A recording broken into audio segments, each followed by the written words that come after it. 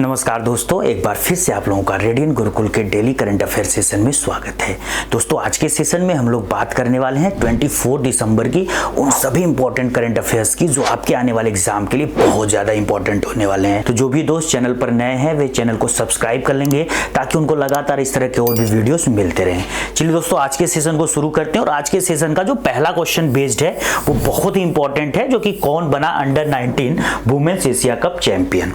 तो चलिए इसी क्वेश्चन के साथ सेशन शुरू करते हैं। तो बिल्कुल याद रखिएगा, इस बार एशिया में पहली बार अंडर 19 महिला T20 का जो ये एशिया कप वर्जन था इसको ऑर्गेनाइज किया गया और इसको किस टीम ने जीता है, तो हमारे देश की जो अंडर 19 महिला क्रिकेट टीम है दोस्तों, उन लोगों ने पहली बार ही आयोजित इस टूर्नामेंट को जीत लिया और फाइनल में इन लोगों ने किसको हराया है, तो ये भी बिल्कुल याद रखिएगा, बांग्लादेश को यहाँ पे 41 रनों से हराया है।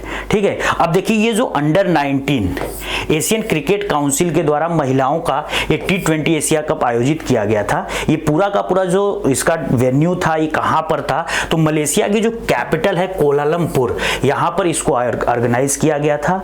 और फाइनल में एक बार फिर से याद रखिएगा कि भारत की टीम ने बांग्लादेश की अंडर 19 महिला टीम को हराकर पहली बार ये खिताब जीता है। पहली बार क्या, ये टूर्नामेंट ही पहली बार आयोजित हुआ है, तो भारत ने पहले बार में ही इसका पूरा का पूरा जो खिताब है उसको कब्जा कर लिया। दोस्तों, कुछ दिन पहले अभी रिसेंटली एक और न्यूज आपको बता दूं, ये जो महिलाओं का अंडर 19 था, ऐसे ही पुरुषों का अंडर 19 एशिया कप आयोजित किया गया था और इसमें हमारी जो पुरुष टीम थी इंडिया, उसको फाइनल में हार का सामना करना पड़ा था और हराया किसने था फाइनल में, तो वही बांग्लादेश के पुरुषों की टीम ने। तो देखिए अंडर 19 का जो एशिया कप T20 चैंपियनशिप हुआ मेल और फीमेल दोनों में, तो मेल वाला जो खिताब है बांग्लादेश ने जीता है इंडिया को हराकर, और जो फीमेल वाला खिताब है वो भारत ने जीता है किसको हराकर, बांग्लादेश को हराकर। दोस्तों, अब यहाँ पे थोड़ी सी बात कर लेते हैं एशियन क्रिकेट काउंसिल की।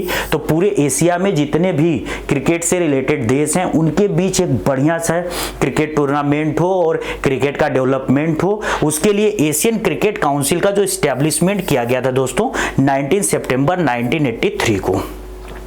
इस समय इस ACC में यानी कि एशियन क्रिकेट काउंसिल में कुल 30 मेंबर हैं और इसका जो हेड है इस ACC का नाम बिल्कुल याद रखना है, सम्मी सिल्वा, जिनका अपॉइंटमेंट जो है कि इसी महीने यानी कि दिसंबर 2024 में किया गया था। इन्होंने किसको रिप्लेस किया था, तो हमारे देश के जय शाह को। अब देखिए जो जय शाह हैं दोस्तों, इनको रिसेंटली ACC के इस चेयरमैन पोस्ट से हटाकर या कहिए कि यहाँ से ले जाकर जो पूरी दुनिया की सबसे बड़ी क्रिकेट काउंसिल है जिसको बोला जाता है ICC यानी कि इंटरनेशनल क्रिकेट काउंसिल, उसका हेड बना दिया गया और इस पद पर बैठने वाले वो सबसे कम उम्र के भी व्यक्ति बने। तो दो तीन चीजें एक बार फिर से समझिएगा कि ICC का करंट हेड कौन है, जय शाह, और ACC यानी कि एशियन क्रिकेट काउंसिल का हेड कौन है, सम्मी सिल्वा। इसके बाद दोस्तों आज के सेशन का एक और इंपॉर्टेंट क्वेश्चन देखते हैं। On which date national farmers day being observed across nation, यानी कि पूरे भारत में किस तारीख को राष्ट्रीय किसान दिवस मनाया जाता है, तो बिल्कुल याद रखना है ये तारीख है दोस्तों 23 दिसंबर।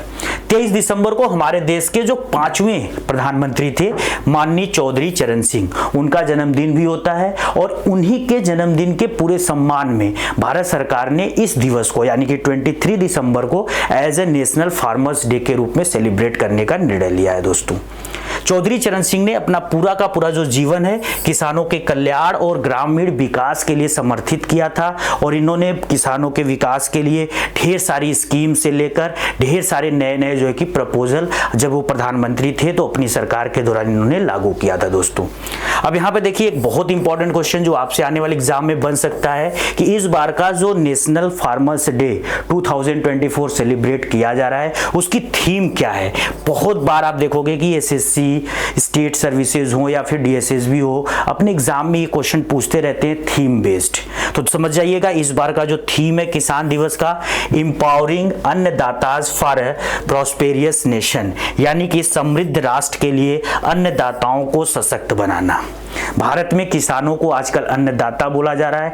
प्रधानमंत्री नरेंद्र मोदी के नेतृत्व में किसानों को काफ़ी ग्लोरीफाइड किया जा रहा है, इनको अन्नदाता बोला जा रहा है। साथ ही इनके लिए ढेर सारी स्कीम जैसे कि प्रधानमंत्री किसान सम्मान निधि हो या फिर किसान क्रेडिट कार्ड हो, या फिर अभी कुछ दिन पहले मैंने आपको बढ़ाया था किसान कवच, जो पेस्टिसाइड छिड़काव के लिए भारत सरकार ने लॉन्च किया है। तो ढेर सारे स्कीम किसानों के डेवलपमेंट से रिलेटेड भारत सरकार के द्वारा चलाया जा रहा है। दोस्तों बात करते हैं थोड़ा सा चौधरी चरण सिंह की। इनका जो जन्म हुआ था दोस्तों 23 दिसंबर 1902 को उत्तर प्रदेश के मेरठ जिले में एक गांव पड़ता है नूरपुर, वहां पर जाट किसान परिवार से आते थे, एक मिडिल क्लास फैमिली से आते थे, लेकिन इनकी रुचि राजनीति में बहुत जबरदस्त रही और इसी रुचि के बदौलत वो देश के 5वें प्रधानमंत्री भी बने दोस्तों। और एक बार फिर से समझिएगा कि अपने प्रधानमंत्री के कार्यकाल में उन्होंने ग्रामीण विकास और किसानों के विकास को सबसे ज्यादा तरजीह दी थी। इसीलिए भारत सरकार इनके जन्मदिन को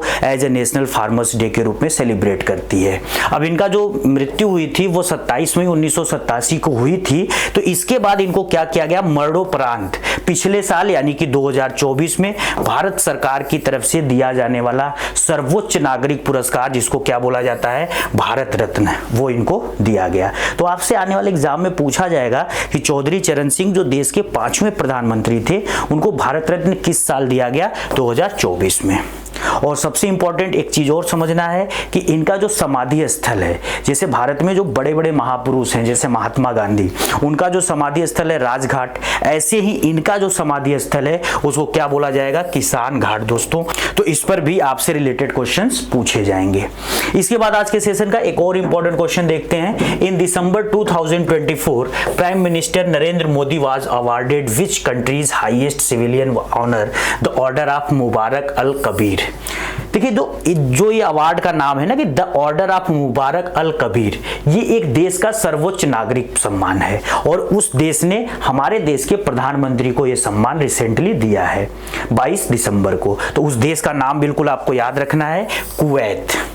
कुवैत एक गल्फ कंट्री है, फारस की खाड़ी में इसका लोकेशन है जो गल्फ ऑफ पर्शियन है। इसके बॉर्डर पे आप देखोगे इराक नाम का देश एक तरफ है और दूसरी तरफ सऊदी अरेबिया है दोस्तों। तो कुवैत जो है कि काफ़ी इंपॉर्टेंट कंट्री है, बहुत सारे इंडिया के लोग कुवैत में जाकर काम करते हैं और वहाँ से काफ़ी मात्रा में इनकम जनरेट करके अपने यहाँ यानी कि भारत में भेजते हैं। तो इसी संबंध में भारत और कुवैत के जो स्ट्रेटेजिक रिलेशंस हैं उसको और मजबूत करने के लिए हमारे देश के जो प्रधानमंत्री जी हैं 22 दिसंबर को कुवैत के दौरे पर गए थे। और देखिए पिछले 43 सालों से कुवैत के दौरे पर जाने वाले ये पहले प्रधानमंत्री बने हैं, यानी कि लास्ट 43 ईयर से कुवैत कोई नहीं गया था प्रधानमंत्री के रूप में हमारे देश से। तो मोदी जी ने यहाँ जब वहाँ का दौरा किया है तो वहाँ के जो सुल्तान है, क्या नाम है उनका, बिल्कुल याद रखना है यहाँ पर, अमीर शेख मिशाल अल अहमद अल जबर अल सबा। वहां पर जो सुल्तान होता है उसको आमिर की पदवी दी जाती है। तो ये कुवैत के आमिर हैं, इनके द्वारा वहां का सर्वोच्च जो सम्मान है, एक बार फिर से उसका नाम याद रखना है, जो सर्वोच्च सम्मान है order of Mubarak al Kabeer, ये दिया गया दोस्तों। कुवैत के अगर कैपिटल की बात करें तो कुवैत की कैपिटल कुवैत सिटी है और यहाँ की जो करेंसी है कुवैती दिनार। दोस्तों ये समझ लो कि आज के डेट में पूरी दुनिया की सबसे महंगी या फिर कह सकते हो कि एक तरीके से सबसे पावरफुल करेंसी है। डॉलर वगैरह इसके आगे एक्सचेंज रेट में कहीं नहीं टिकते हैं। तो अगर आज के डेट की बात करें तो एक कुवैती दिनार में लगभग 350 इंडियन रुपीज आते हैं। वहीं अगर डॉलर की तुलना में देखें तो एक डॉलर में जस्ट 84 इंडियन करेंसी आती है या फिर 84 रुपीस के आसपास ही भारतीय रुपए आता है। तो ये जो करेंसी है यानी कि कुवैती दिनार डॉलर की तुलना में 3-4 गुना महंगा है या 3-4 गुना पावरफुल है दोस्तों। तो कभी भी आपसे अगर पेपर में पूछा जाता है कि पूरी दुनिया की सबसे पावरफुल करेंसी कौन सी है, नाम एक बार फिर से याद रखना, कुवैती दिनार। इसके बाद दोस्तों आज के सेशन का बिल्कुल लास्ट क्वेश्चन देखते हैं। Which Indian state has been recognized by the Wall Street Journal as one of the go to global destination for 2025 in December 2024।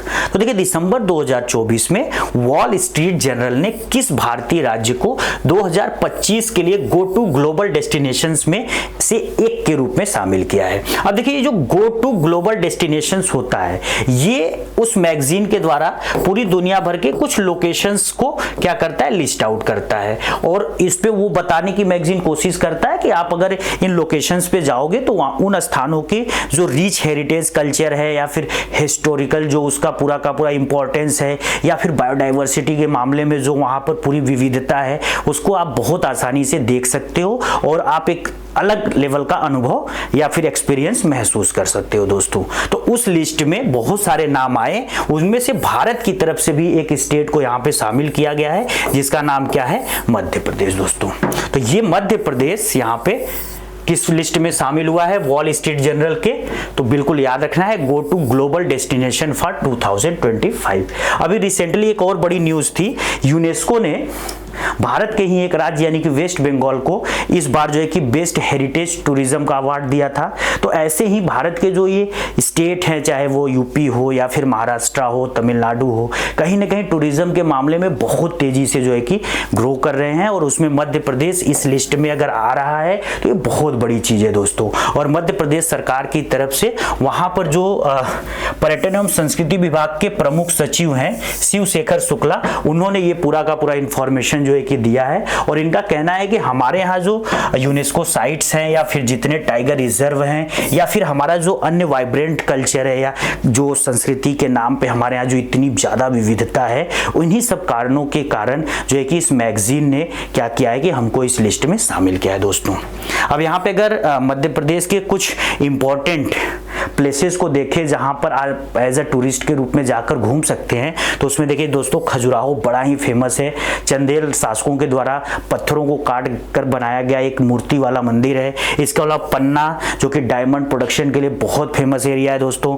Bandhavgarh tiger reserve के लिए बहुत फेमस है। इसके अलावा ग्वालियर है, इंदौर है, भोपाल है, सांची है जहाँ पे भगवान बुद्ध से रिलेटेड स्तूप है। तो ये बहुत सारे हेरिटेज प्लेसेस हैं मध्य प्रदेश में और इसीलिए इस मैगजीन के द्वारा इसको यहाँ पे 2025 के बेस्ट डेस्टिनेशन प्लेसेस में टूरिज्म के लिए शामिल किया गया है। आज के सेशन में बस इतना ही दोस्तों। आज के सेशन की पूरी पीडीएफ आप रेडियन गुरुकुल के टेलीग्राम चैनल से जाकर डाउनलोड कर सकते हैं। डेली करंट अफेयर्स अपडेट के लिए आप रेडियन गुरुकुल के यूट्यूब चैनल के साथ जुड़ जाइए। वीडियोज अच्छे लग रहे हैं, इनको लाइक करिए, कमेंट करिए और ज्यादा से ज्यादा अपने दोस्तों के साथ शेयर करिए। और सबसे इंपॉर्टेंट चीज दोस्तों, अगर चैनल पर नए हैं तो चैनल को सब्सक्राइब भी कर लीजिए। जय हिंद दोस्तों।